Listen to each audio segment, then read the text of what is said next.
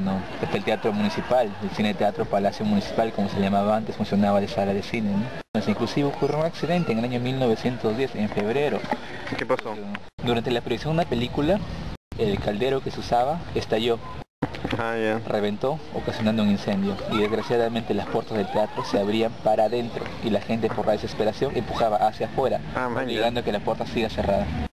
¿Qué tal desgracia?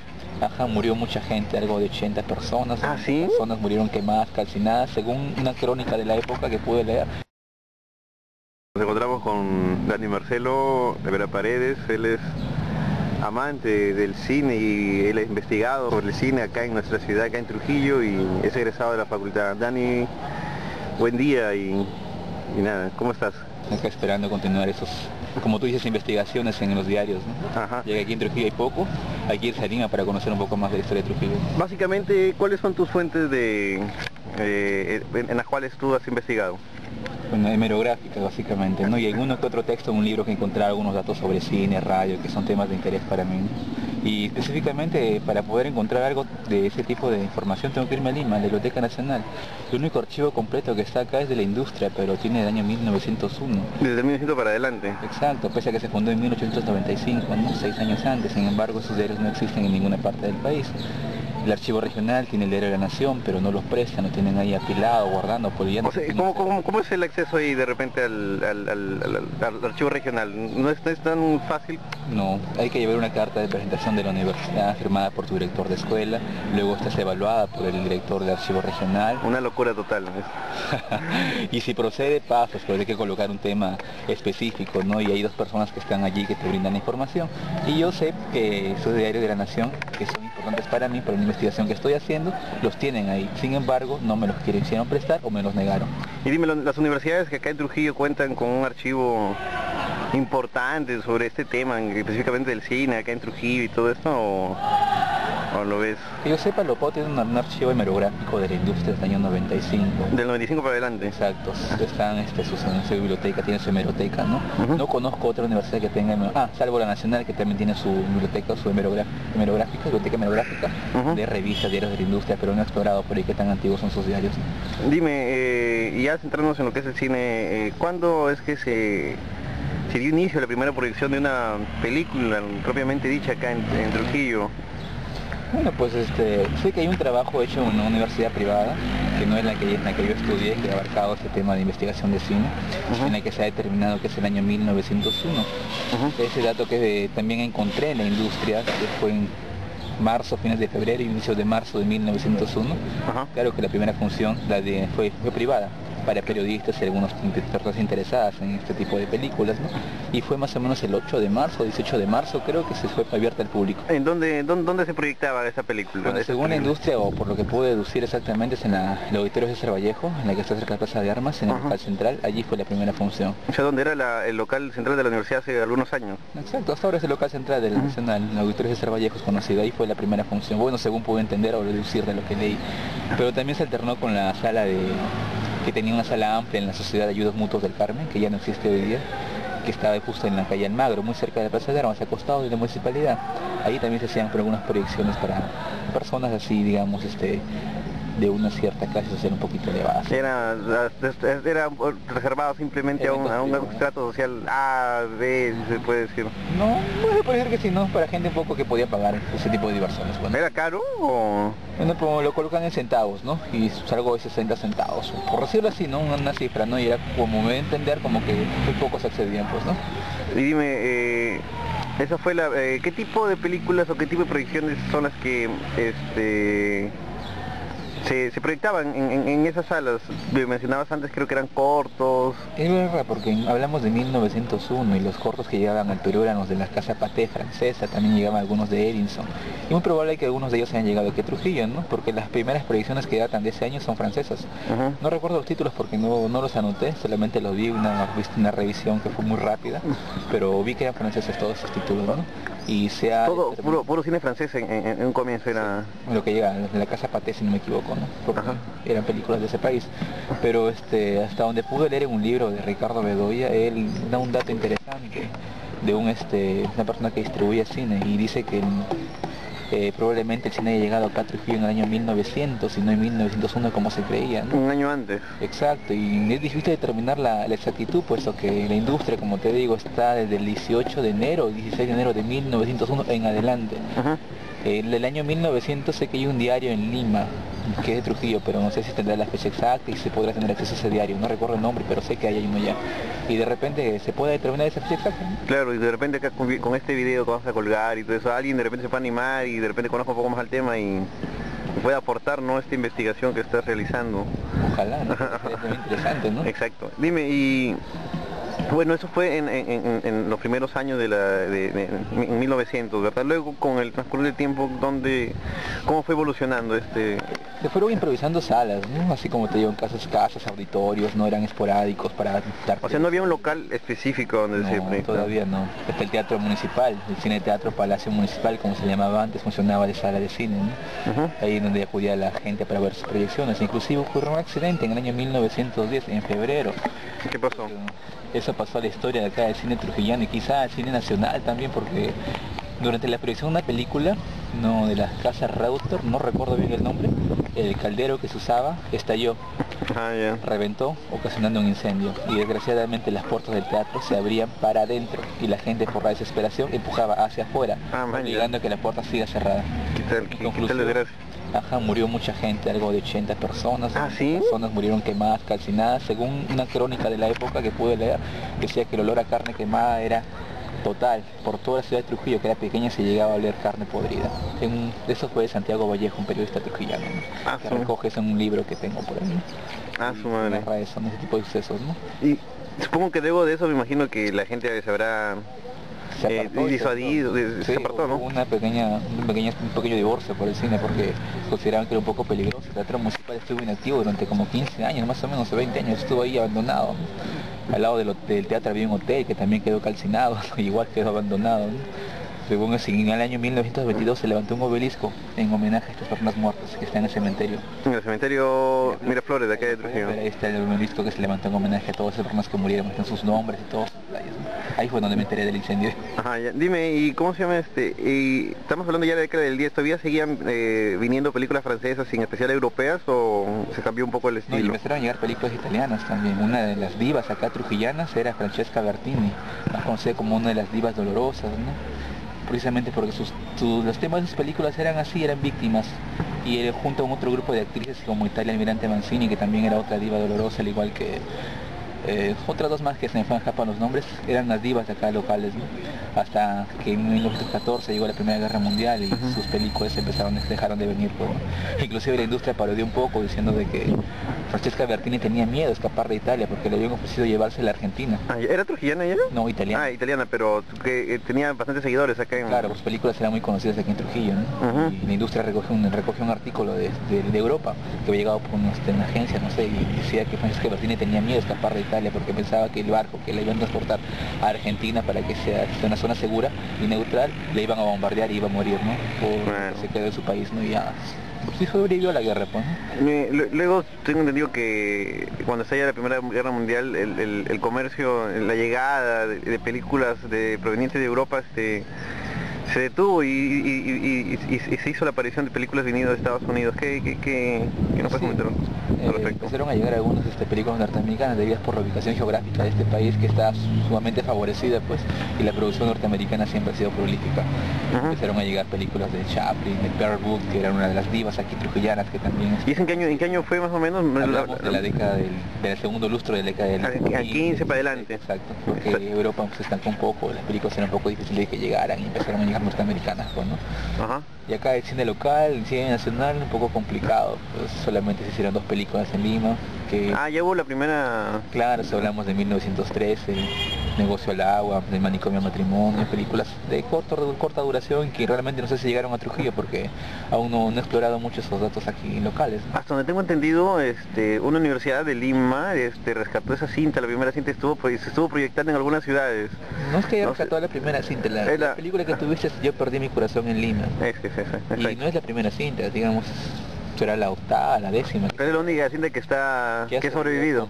Casi completa, porque se encontraron archivos dispersos y luego tuvieron que juntarse. En el año 96 en México se hizo todo este trabajo de nitrato de plata, un formato ya digital, es con Angélica Miró Quesada, bueno, Cucha Miró, que luego se dedicó al teatro, ¿no? Esta película es la que actualmente existe y se difunde por todo el país, pues, ¿no? Y también sé que hay frases que digo, extractos de la película de Luis Pardo, que también ha quedado y han sido pasadas a un documental, con Teresita Arce. Después, otra película muda no existe. La más prolífica fue la Perricholi, que está perdida.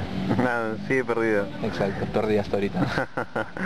Y luego seguimos en la década del 20 Bueno, empezaron a construirse salas de cine. Una de ellas fue el Teatro Ideal. En Teatro Ideal. Cine Teatro Ideal, ¿no? Que su ubicación no la sé, pero no me queda muy seguro si es el Teatro Ideal que conocimos todos hasta la década del 80, 90, que quedaba en la calle Orbegoso, no sé si sea en eso. pleno centro de la ciudad. Exacto, ¿no? También se habilitó el Teatro Unión, que hasta ahora está en pie y está por caerse. Ah, no, pero ya no proyectan ya. No, en la calle Unión está el teatro, hay una casa bien bonita, pero está muy descuidada. Ahí se proyectaban películas también, ¿no? Y otras, estaba la sala de cine que quedaba en la esquina de Orbegoso, ¿no? De Gamarra, muy cerca de la industria con Independencia. Hay un cine Scorpio, creo que era ahí, no recuerdo muy bien el nombre. Había una sala de cine también por ese lado.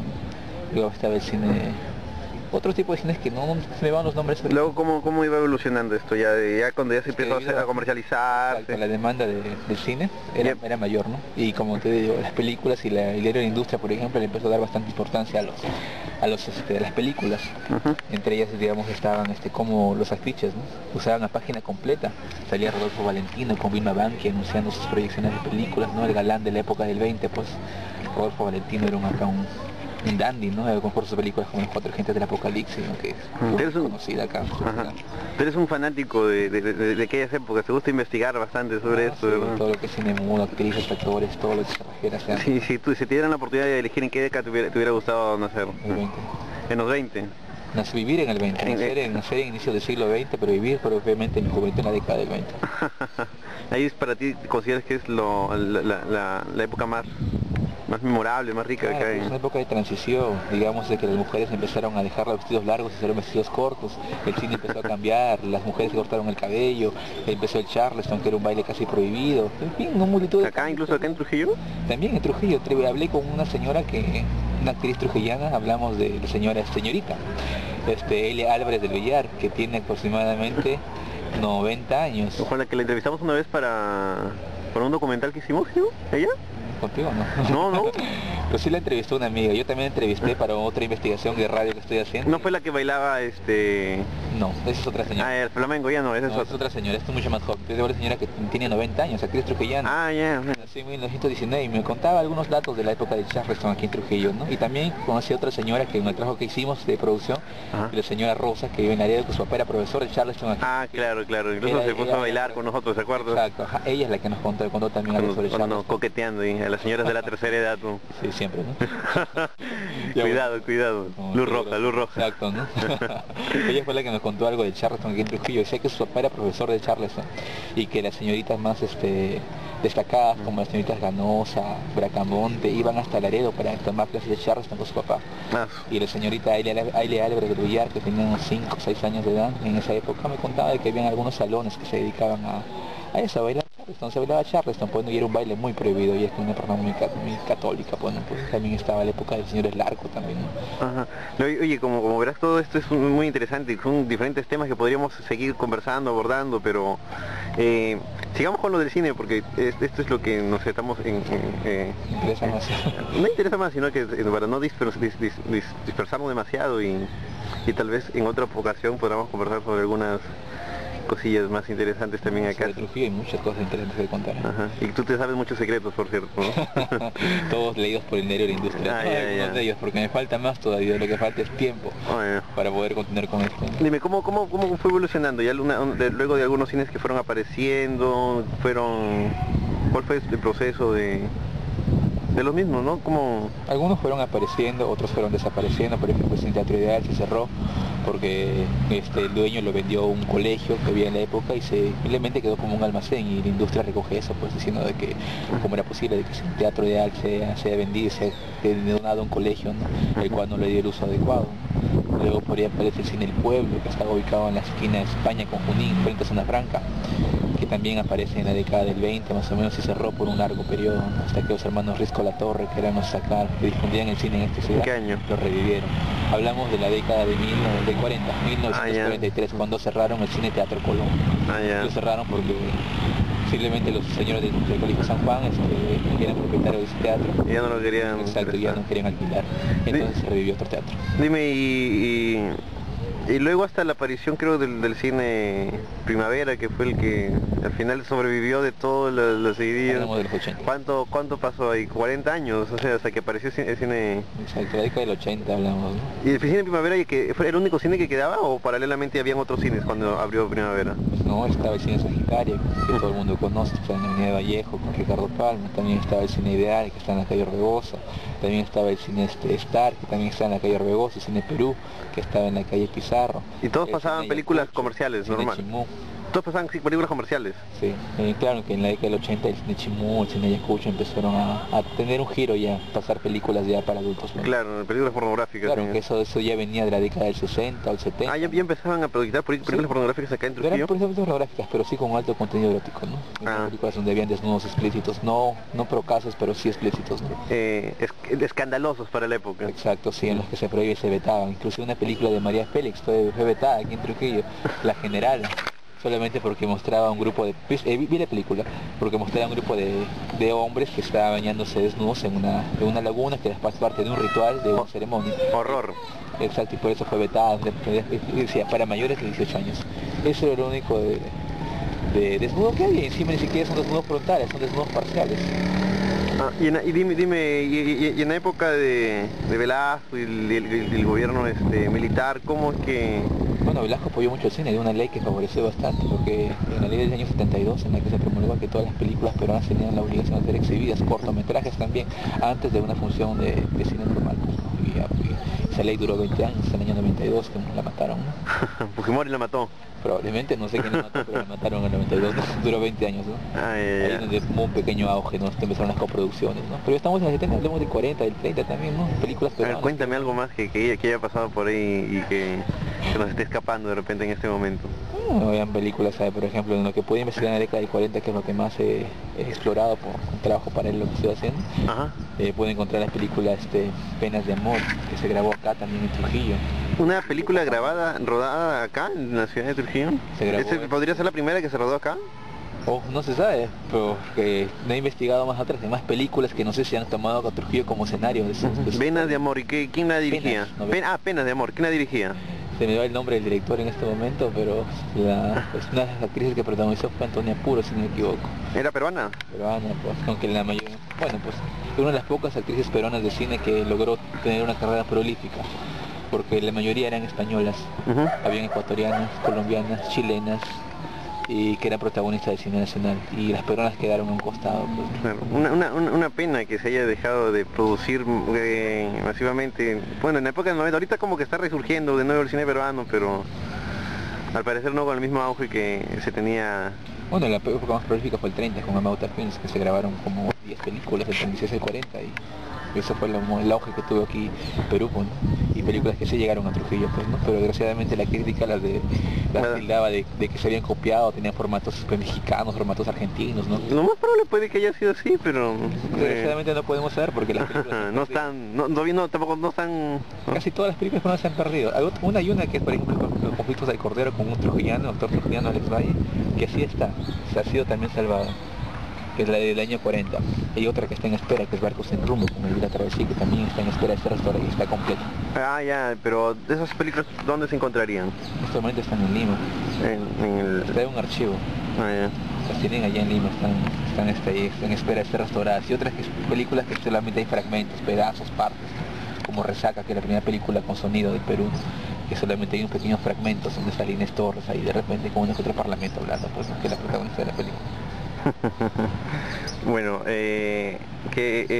luego ya para finalizar, ¿cómo notas toda Tú que has investigado desde los comienzos hasta la actualidad, ¿cómo notas esta evolución y ese espacio abismal que hay entre la primera evolución y lo que vemos ahora, que son los multicines en nuestra ciudad, que básicamente son producciones Bueno, estadounidenses, ¿no? Las un que se detalle que permiten. he podido observar en las décadas que he podido investigar, porque hay algunos vacíos, bueno, para mí que no en la década del 20 que no lo he investigado como quisiera hacerlo, puedo encontrar que el cine antes, la gente iba por ver a sus actrices, sus actores, en los afiches colocaban los nombres bien grandes de los protagonistas o de las actrices. Llega películas por decirte, de Meche Barro, una de las reinas del trópico, llega películas de María Antonieta Pons, la gente iba porque era María Antonieta Pons, era Solo Meche porque por el nombre. por el nombre, y se olvidaban de la película. Ahora es diferente, la gente va por la película, no va por los actores. Es lo que he podido notar ese cambio, ¿no? Porque todos las salas de cine que ves grandazo, el título de la película, los actores abajo, chiquitito, nada.